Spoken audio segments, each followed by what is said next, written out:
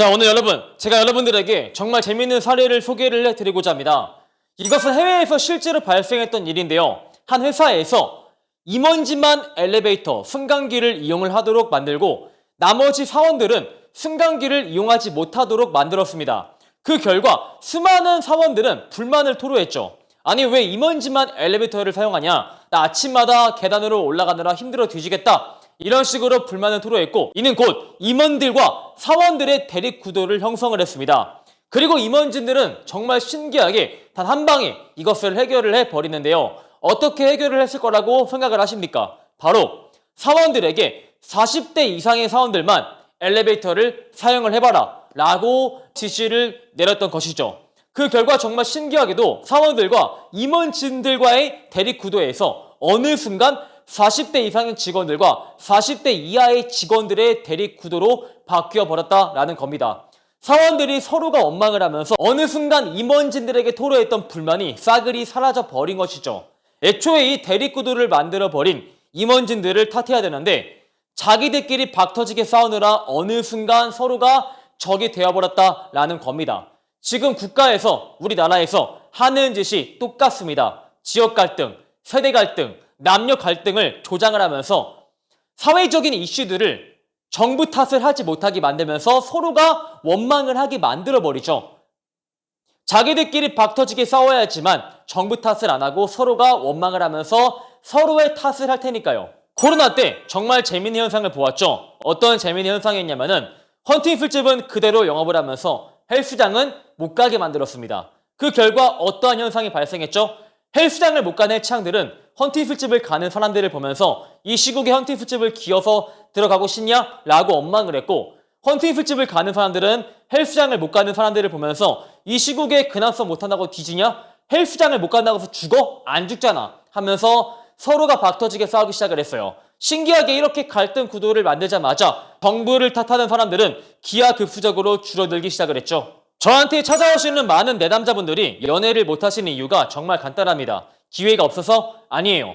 이분들이 연애를 하지 못하는 이유가 자존감 하락과 큰 연관이 있습니다. 나는 남들에 비해서 대단한 일을 하지도 않는다. 나는 남들에 비해서 좋은 차를 끌지도 않는다. 나는 남들에 비해서 많은 돈을 모으지 않았다 하면서 수많은 사람들과 자신을 비교하면서 자존감이 매우 떨어진 상태입니다. 근데 이분의 자존감이 떨어진 게 정말 비단 이분만의 잘못일까요? 최근에 한 TV 프로그램에서 취업을 하지 않은 20대, 30대를 다루는 다큐멘터리가 방영한 적이 있습니다. 최근에 2030 세대에 취업하지 않은 인구가 70만 명에 육박한다라고 하면서 실제로 취업하지 않은 20대, 30대를 적나라하게 보여주는 프로그램을 방영한 적이 있어요. 거기에 나오는 사례를 보면은 아들이 취업이 안 돼가지고 방 안에서 2년 동안 나오지 않습니다 하면서 다양한 사례들을 보여주죠. 여러분들은 이것을 보면서 어떤 것들을 느끼십니까? 정말 이것들이 비단 이분들만의 문제일까요? 정말 이분들이 능력은 좆도 없는데 눈만 존나게 높아가지고 중소기업은 거들떠 보지도 않아서 취업을 하지 않는 것일까요? 아니면은 쿠팡 알바나 노가다를 충분히 할 수 있지만 요새 MZ들은 편한 일만 존나게 좋아해서 그런 일들을 하지 않는 것일까요? 편한 것만 좋아하고 빈둥대는 것을 좋아해서 힘든 일을 찾아서 하지 않는 것일까요? 여러분, 애초에 청년 실업, 이것은 개인이 해결할 수 있는 일이 아닙니다. 그리고 애초에 개인이 해결을 해야 될 의무도 전혀 없을 것이고요. 그런데 그 유튜브에 나온 프로그램의 댓글들을 보면은 이런 댓글들이 심심치 않게 보입니다. 매가 약이다. 내 자식이 저러면은 저 패서라도 취업을 시킨다. 이 새끼들이 존나 게으르니까 등 따시니까 힘든 일을 처 안 한다. 나가면은 할 일이 개 많은데 편한 일만 처 찾느라고 방 안에서 부모님 속만 썩이고 있다. 저게 진짜 등골 브레이커의 표본이다. 이런 개소리들이 진짜 많이 보입니다. 근데 애초에 청년 실업이라는 것은 국가 차원에서 발벗고 나서야지만 해결이 될 문제예요.